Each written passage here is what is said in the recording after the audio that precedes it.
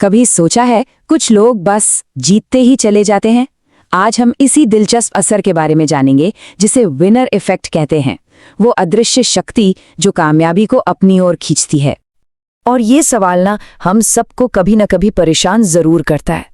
ऐसा क्यों है कि कुछ लोग तो जैसे रॉकेट की तरह कामयाबी की सीढ़ियां चढ़ते जाते हैं और बाकी बस स्ट्रगल करते रहते हैं। चलिए आज इसी पहेली को सुलझाते हैं। तो इस पैराडॉक्स को, इस विरोधाभास को सच में समझने के लिए एक बहुत ही जबरदस्त उदाहरण देखते हैं जो इस फर्क को बिल्कुल साफ कर देगा। एक तरफ है पाब्लो पिकासो, नाम ही काफी है ना, 20वीं सदी के महानतम आर्टिस्ट में से एक। और दूसरी तरफ उन्हीं के बेटे पाओलो, जिनकी पूरी की पूरी जिंदगी संघर्ष और दूसरों पर निर्भर रहने में ही गुजर गई। सोचिए, एक ही खून, एक ही घर, फिर भी नतीजों में जमीन आसमान का अंतर। भाई ये कैसे हुआ? अब इसका जवाब हमें किसी आर्ट गैलरी या म्यूजियम में नहीं मिलेगा। नहीं, इसका जवाब छिपा है बायोलॉजी में।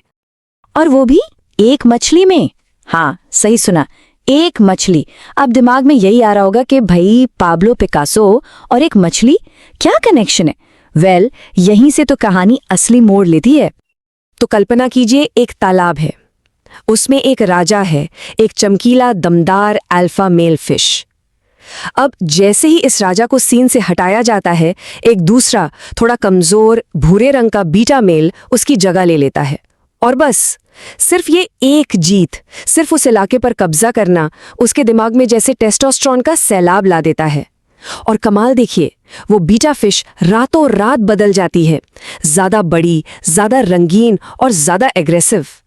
मतलब एक जीत ने उसकी पूरी की पूरी बॉडी केमिस्ट्री ही बदल दी। और बस इसी को कहते हैं विनर इफेक्ट। ये सिर्फ कोई कहावत नहीं है, जीतना कोई बाहरी चीज नहीं है, ये हमारे शरीर और दिमाग को लिटरली अंदर से बदल देता है। ये एक बायोलॉजिकल फीडबैक लूप है जो हर जीत के साथ अगली जीत की तैयारी शुरू कर देता है। लेकिन जो चीज एक मछली के लिए सीधी सादी बायोलॉजी है, वो इंसानों के लिए बहुत ज्यादा कॉम्प्लिकेटेड और कभी-कभी खतरनाक भी हो सकती है। तो चलिए अब बात करते हैं पावर की, और उसकी उस भारी कीमत की जो इस विनर इफेक्ट के साथ आती है। होता क्या है कि जैसे ही किसी के हाथ में पावर आती है ना, उसके बर्ताव में कुछ अजीब से बदलाव दिखने लगते हैं। वो दूसरों की फीलिंग्स को, उनकी परवाह करना कम कर देते हैं। बड़े बड़े रिस्क लेने में उन्हें डर नहीं लगता। उन्हें ऐसा फील होने लगता है कि भाई सब कुछ मेरे ही कंट्रोल में है। और सबसे अजीब बात तो ये है, वो खुद तो नियम तोड़ते हैं पर दूसरों से उम्मीद करते हैं कि वो लाइन में रहें। और ये सिर्फ एटीट्यूड की बात नहीं है, ये सब दिमाग की केमिस्ट्री का खेल है। देखिए इस कोट में कितनी सही बात कही गई है। पैसा, सेक्स, पावर या फिर कोकेन, ये सब दिमाग के रिवॉर्ड सिस्टम को एक ही तरह से हिट करते हैं। डोपामाइन का एक जबरदस्त रश मिलता है और यहीं से एक ऐसी भूख, एक ऐसी तलब पैदा होती है जो कभी मिटती ही नहीं। तो ये एक साइकिल बन जाता है, एक नशा। कोई भी इसमें फंस सकता है। जीत होती है, दिमाग को मिलता है डोपामाइन का जबरदस्त हिट, कमाल का महसूस होता है। फिर दिमाग को वो फीलिंग दोबारा चाहिए और यही चाहत और ज्यादा पावर और ज्यादा जीत की तरफ धकेलती है। ये एक ऐसी भूख है जो कभी शांत नहीं होती। और ये सिर्फ एक फीलिंग की बात नहीं है, इसके नतीजे बहुत गहरे हैं। सोचिए, एक कमाल की स्टडी हुई, उसमें पता चला कि जो एक्टर्स ऑस्कर जीतते हैं ना, वो सिर्फ नॉमिनेट होने वाले एक्टर्स के मुकाबले औसतन 4 साल ज्यादा जीते हैं। जी हाँ, 4 साल, मतलब जीत जिंदगी तक लंबी कर सकती है। तो सवाल ये उठता है कि क्या हम अपनी बायोलॉजी के गुलाम हैं? क्या इस चक्र से निकलने का कोई रास्ता नहीं है? बिल्कुल है। तो अब प्रॉब्लम से हटकर सॉल्यूशन की तरफ चलते हैं। देखते हैं कि इस विनर इफेक्ट को अपने भले के लिए पॉजिटिव तरीके से कैसे इस्तेमाल किया जा सकता है। और इसका जो सीक्रेट है ना, वो किसी एक बड़ी ग्रैंड विक्ट्री में नहीं है। नहीं, वो छुपा है छोटी छोटी जीतों की एक चेन बनाने में। असली खेल टैलेंट का नहीं, बल्कि रोज की छोटी छोटी कामयाबी से एक मोमेंटम बनाने का है।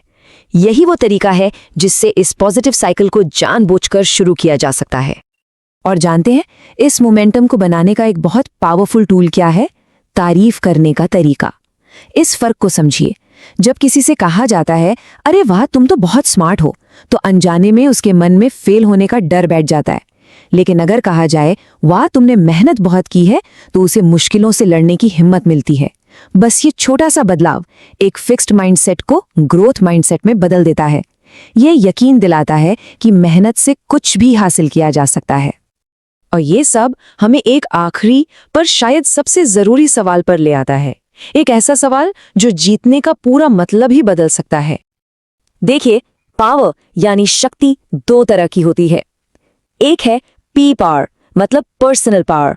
ये सिर्फ अपने फायदे के लिए होती है, दूसरों पर कंट्रोल करने के लिए। इसमें अहंकार और नशे का खतरा ज्यादा होता है। और दूसरी तरफ है एस पावर, यानी सोशल पावर। ये वो पावर है जिसे दूसरों के भले के लिए, समाज की बेहतरी के लिए इस्तेमाल किया जाता है। ये टीम वर्क को बढ़ावा देती है और पावर के नशे से बचाती है। तो आखिर में एक सवाल बचता है जो हम सबको खुद से पूछना चाहिए। जब कोई जीतता है तो क्या वो सिर्फ उसकी अपनी जीत है, या उसकी जीत से उसके आसपास के लोगों का, उसकी कम्युनिटी का भी भला होता है? शायद असली कामयाबी का राज इसी सवाल के जवाब में छिपा है। जब कोई जीते तो उसके साथ और कौन जीतता है? इसी सवाल के साथ आज की ये बातचीत यहीं खत्म करते हैं।